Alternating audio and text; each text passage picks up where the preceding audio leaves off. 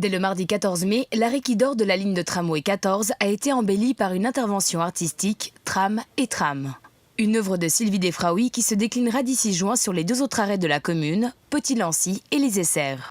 Cette étape est la première d'un projet d'intervention artistique en milieu urbain plus vaste qui s'étend aux communes de Lancy, Aunay, Confignon et Bernay, en passant par la ville de Genève. C'était vraiment une attente des usagers ou des habitants, des responsables en tout cas politiques de ces différents territoires. Donc c'est ça qui est intéressant, c'est quand la demande vient vraiment, on va dire, de la base, des citoyens, et non pas que c'est quelque chose d'imposé de manière un peu artificielle ou forcée par les autorités politiques compétentes du canton. Répondre aux besoins de la commune et des usagers des transports, c'est en suivant cette logique que Sylvie Defraoui a choisi pour la commune de Lancy d'inscrire son œuvre au sol.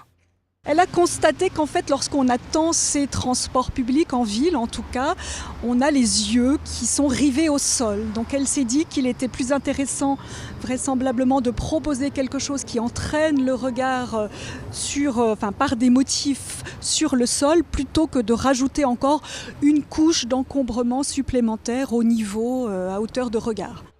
Les futures interventions le long de la ligne 14 seront financées par le budget du Fonds cantonal d'art contemporain, en partie seulement. Les communes devront elles aussi participer.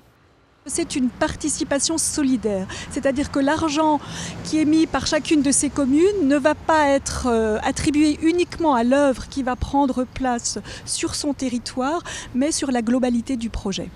Quant au choix des œuvres, elles ont été soit directement mandatées par un comité artistique, soit mises en concours. La sélection s'est effectuée selon des critères précis. Ce que nous avons demandé aux artistes, ce sont des œuvres très accessibles, c'est-à-dire des œuvres qui n'aient pas besoin d'un long commentaire pour être appréciées par tout un chacun.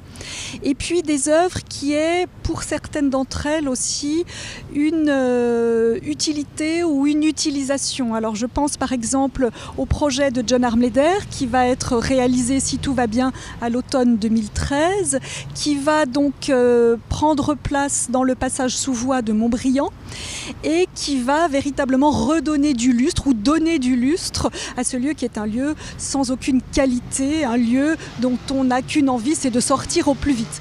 Sortir l'art contemporain des musées pour l'intégrer à l'espace public, c'est ce que proposeront 5 artistes sur les 5 communes traversées par la ligne 14. Un projet d'une telle envergure est d'ailleurs une première en Suisse.